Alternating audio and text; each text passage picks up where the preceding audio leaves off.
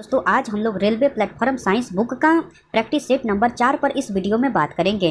तो आप वीडियो को पूरा देखिए, आपके लिए एक एक सवाल इम्पोर्टेंट है। दोस्तों आपके एग्ज़ाम में इस वीडियो से सेम टू सेम सवाल देखने को मिलेगा, तो आप एक एक सवाल का इम्पोर्टेंट समझिए और अच्छे से तैयारी कीजिए। ओके दोस्तों, चलिए हम लोग डायरेक्ट क्वेश्चन देख लेते हैं। नेक्स्ट क्वेश्चन आपको 128 नंबर कह रहा है कि उसमें चालकता की इकाई क्या है। 4 ऑप्शन दिया गया है, इनमें से आपको चुनकर बताना है कि उसमें चालकता की इकाई क्या है। तो वाट प्रति मीटर केल्विन है। क्या है दोस्तों? तो वाट प्रति मीटर केल्विन है। ऑप्शन डी जो है बिल्कुल सही उत्तर हो जाएगा। ओके, चलिए नेक्स्ट क्वेश्चन देख लेते हैं।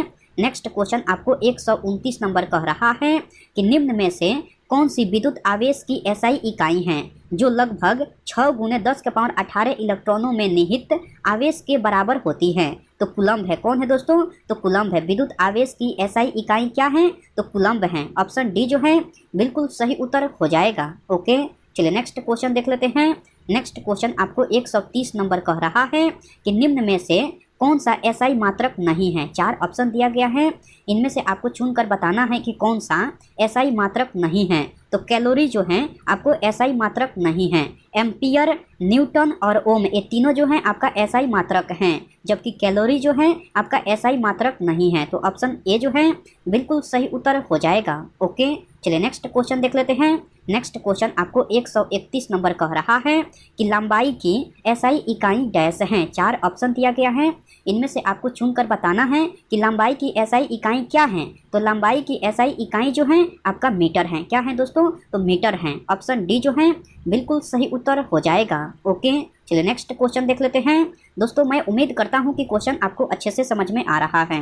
दोस्तों अगर आपको वीडियो पसंद आती है तो इस वीडियो को लाइक कर दीजिए और कमेंट करके बताइए कि वीडियो आपको कैसे लगी।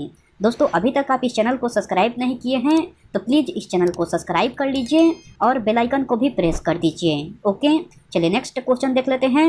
नेक्स्ट क्वेश्चन आपको 132 नंबर कह रहा है कि प्रणोद यानी थ्रस्ट का एसआई मात्रक क्या है। 4 ऑप्शन दिया गया है, इनमें से आपको चुनकर बताना है कि प्रणोद यानी थ्रस्ट का एसआई मात्रक क्या है। तो आपका न्यूटन है। क्या है दोस्तों? तो न्यूटन है। ऑप्शन ए जो है बिल्कुल सही उत्तर हो जाएगा। ओके, चलिए नेक्स्ट क्वेश्चन देख लेते हैं।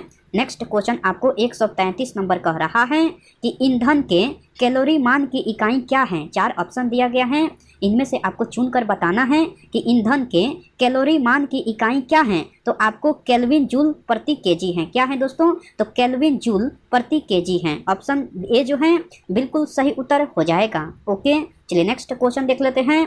नेक्स्ट क्वेश्चन आपको 134 नंबर कह रहा है कि मात्रक कूलम्ब बटा सेकेंड का दूसरा नाम क्या है। 4 ऑप्शन दिया गया है, इनमें से आपको चुनकर बताना है कि मात्रक कूलम्ब बटा सेकेंड का दूसरा नाम क्या है। तो आपका एम्पियर है। क्या है दूसरा नाम? तो एम्पियर है। ऑप्शन सी जो है बिल्कुल सही उत्तर हो जाएगा।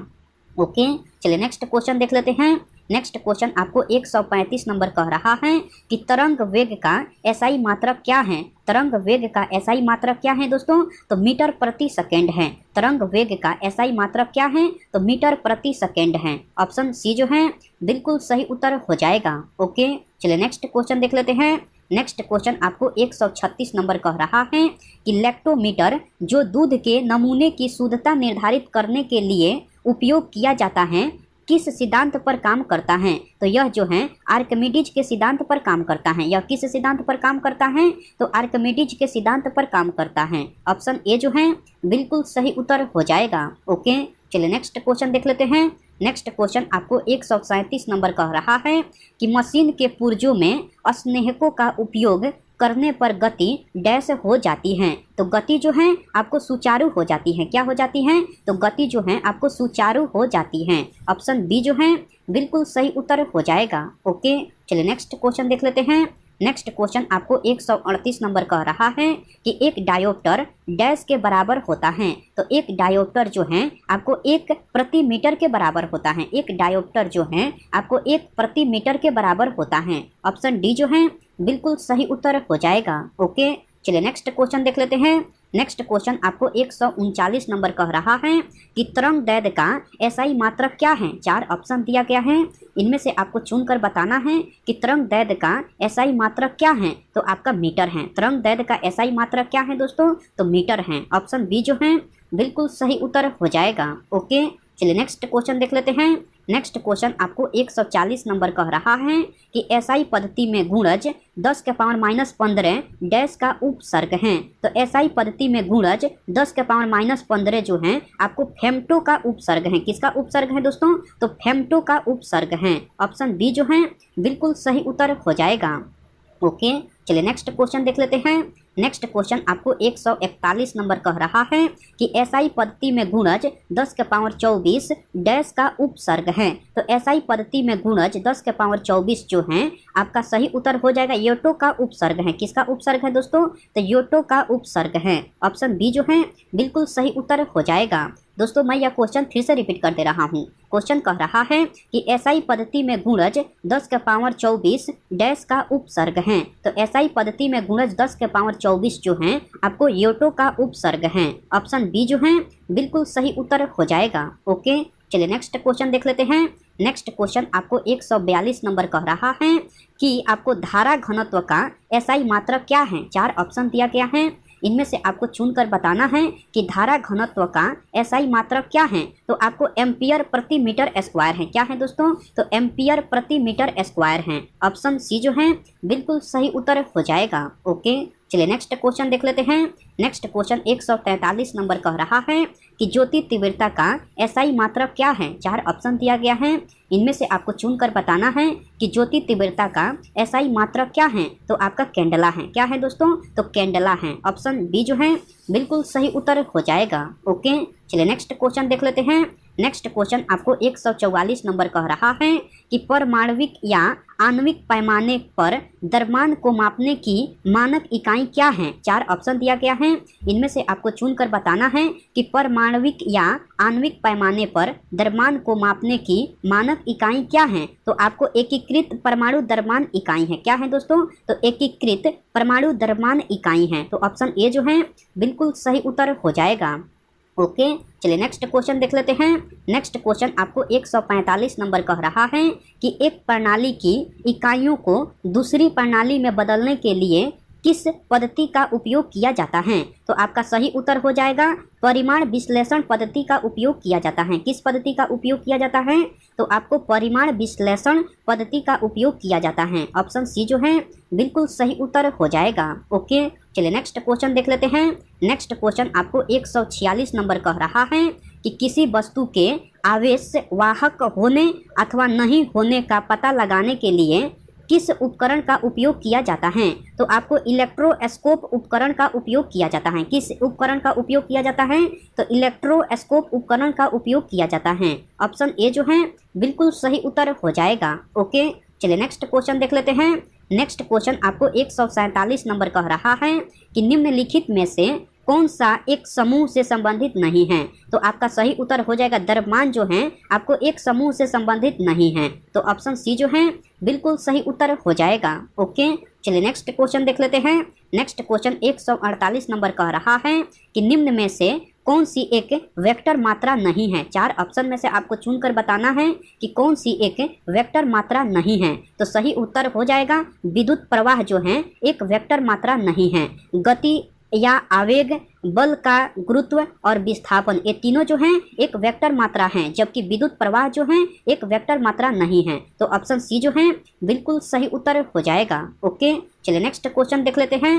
नेक्स्ट क्वेश्चन आपको 149 नंबर कह रहा है कि एक वस्तु पर बल लगाने के बावजूद भी किया गया कार्य शून्य होगा यदि उसका विस्थापन डैश हो। यदि उसका विस्थापन शून्य हो तो वस्तु पर बल लगाने के बावजूद भी किया गया कार्य शून्य होगा। तो ऑप्शन डी जो है बिल्कुल सही उत्तर हो जाएगा। ओके, चलिए नेक्स्ट क्वेश्चन देख लेते हैं। नेक्स्ट क्वेश्चन आपको 150 नंबर कह रहा है कि विस्थापन के परिवर्तन की दर को क्या कहते हैं। 4 ऑप्शन दिया गया है, इनमें से आपको चुनकर बताना है कि विस्थापन के परिवर्तन की दर को क्या कहते हैं। तो आपको वेग कहते हैं। क्या कहते हैं दोस्तों? तो वेग कहते हैं। ऑप्शन डी जो है बिल्कुल सही उत्तर हो जाएगा। ओके, चलिए नेक्स्ट क्वेश्चन देख लेते हैं।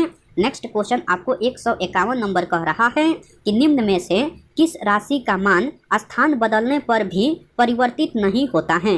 तो आपका सही उत्तर हो जाएगा द्रव्यमान का मान स्थान बदलने पर भी परिवर्तित नहीं होता है। ऑप्शन ए जो है बिल्कुल सही उत्तर हो जाएगा। ओके, चलिए नेक्स्ट क्वेश्चन देख लेते हैं। नेक्स्ट क्वेश्चन 152 नंबर कह रहा है कि आपको बल और विस्थापन का गुणनफल कहलाता है। तो बल और विस्थापन का गुणनफल जो है आपको कार्य कहलाता है। क्या कहलाता है दोस्तों? तो बल और विस्थापन का गुणनफल जो है आपका कार्य कहलाता है। ऑप्शन सी जो है बिल्कुल सही उत्तर हो जाएगा। ओके, चलिए नेक्स्ट क्वेश्चन देख लेते हैं। नेक्स्ट क्वेश्चन आपको 153 नंबर कह रहा है कि त्वरण ऋणात्मक होने पर किसी पिंड का वेग डैश होगा। त्वरण ऋणात्मक होने पर किसी पिंड का वेग जो है आपका घटेगा। क्या होगा दोस्तों? तो वेग जो है आपका घटेगा। ऑप्शन डी जो है बिल्कुल सही उत्तर हो जाएगा। ओके, चलिए नेक्स्ट क्वेश्चन देख लेते हैं। नेक्स्ट क्वेश्चन आपको 154 नंबर कह रहा है कि बल द्वारा किया गया कार्य धनात्मक होता है जब डैश हो। बल द्वारा किया गया कार्य धनात्मक होता है जब विस्थापन बल की दिशा में होता है। तब होता है, कब होता है? जब विस्थापन बल की दिशा में होता है तब आपको धनात्मक होता है। ऑप्शन डी जो है बिल्कुल सही उत्तर हो जाएगा। दोस्तों मैं यह क्वेश्चन फिर से रिपीट कर दे रहा हूँ। क्वेश्चन कह रहा है कि बल द्वारा किया गया कार्य धनात्मक होता है जब विस्थापन बल की दिशा में होता है, तब होता है। ऑप्शन डी जो है बिल्कुल सही उत्तर हो जाएगा। ओके, चलिए नेक्स्ट क्वेश्चन देख लेते हैं। नेक्स्ट क्वेश्चन आपको 155 नंबर कह रहा है कि पृथ्वी का द्रव्यमान लगभग है। 4 ऑप्शन दिया गया है, इनमें से आपको चुनकर बताना है कि पृथ्वी का द्रव्यमान लगभग है। तो पृथ्वी का द्रव्यमान लगभग 6 × 10⁻24 kg है। क्या है दोस्तों? तो पृथ्वी का द्रव्यमान लगभग 6 × 10⁻24 kg है। ऑप्शन सी जो है बिल्कुल सही उत्तर हो जाएगा। ओके, चलिए नेक्स्ट क्वेश्चन देख लेते हैं। नेक्स्ट क्वेश्चन आपको 156 नंबर कह रहा है कि वेग और समय का गुणनफल क्या होता है। तो वेग और समय का गुणनफल जो है आपको विस्थापन होता है। क्या होता है दोस्तों? तो विस्थापन होता है। ऑप्शन डी जो है बिल्कुल सही उत्तर हो जाएगा।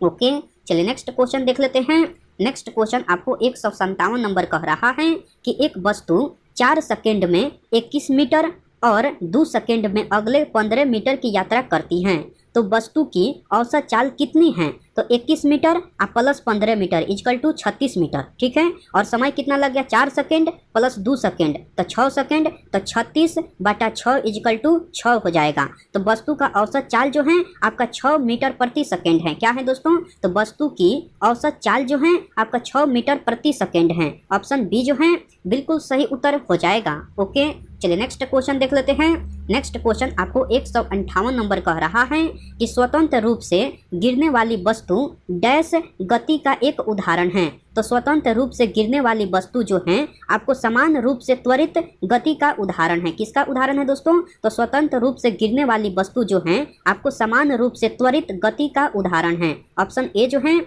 बिल्कुल सही उत्तर हो जाएगा। ओके, चलिए नेक्स्ट क्वेश्चन देख लेते हैं। नेक्स्ट क्वेश्चन आपको 159 नंबर कह रहा है कि यदि किसी वस्तु पर लागू एक स्थिर बल की दिशा में वस्तु द्वारा स्थानांतरित बल और दूरी के परिमाण के रूप में दर्शाया जाता है तो इसे कहा जाता है। तो इसे किया गया कार्य कहा जाता है। तो इसे क्या कहा जाता है? तो इसे किया गया कार्य कहा जाता है। ऑप्शन बी जो है बिल्कुल सही उत्तर हो जाएगा। ओके, चलिए नेक्स्ट क्वेश्चन देख लेते हैं। नेक्स्ट क्वेश्चन आपको 160 नंबर कह रहा है कि छोटी जी की एसआई इकाई त्वरण की एसआई इकाई के बराबर होती हैं जो कि डैश हैं, जो कि आपको मीटर प्रति सेकेंड स्क्वायर हैं। क्या है दोस्तों? तो मीटर प्रति सेकेंड स्क्वायर हैं। ऑप्शन ए जो है बिल्कुल सही उत्तर हो जाएगा। ओके, चलिए नेक्स्ट क्वेश्चन देख लेते हैं। नेक्स्ट क्वेश्चन आपको 161 नंबर कह रहा है कि निम्न में से किस युग्म की इकाइयां समान नहीं होती हैं। 4 ऑप्शन दिया गया है,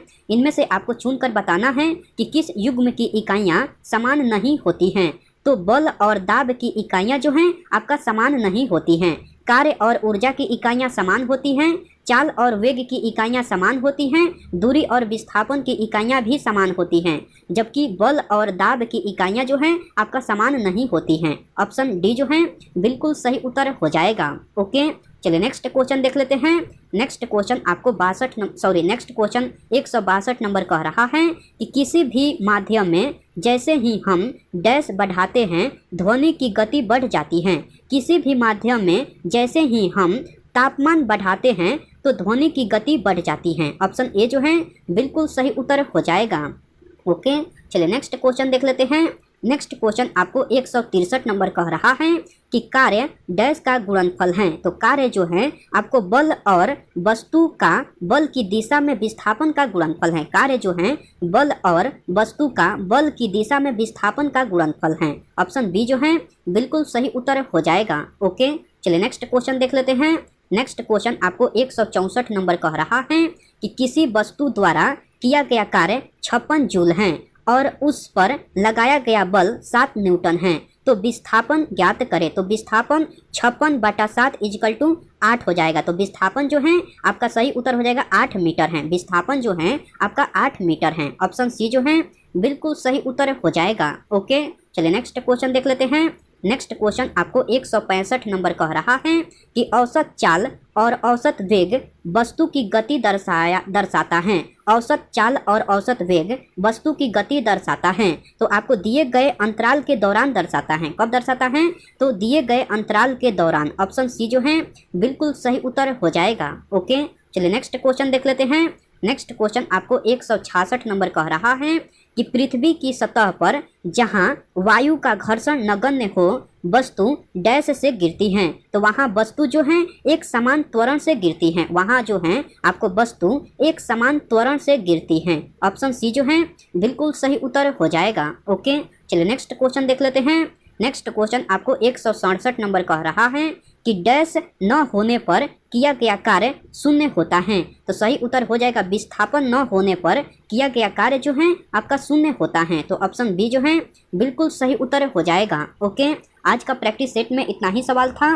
मैं उम्मीद करता हूँ कि सारे सवाल आपको याद हो गया होगा। दोस्तों, अगर आपको सारे सवाल याद नहीं हुआ है तो आप इस वीडियो को फिर से देखिए। आपके लिए एक एक सवाल इम्पोर्टेंट है। आपके एग्ज़ाम में इस वीडियो से सेम टू सेम सवाल देखने को मिलेगा। ओके, मैं आपसे नेक्स्ट वीडियो में मिलता हूँ। तब तक के लिए टेक केयर दोस्तों एंड बाय।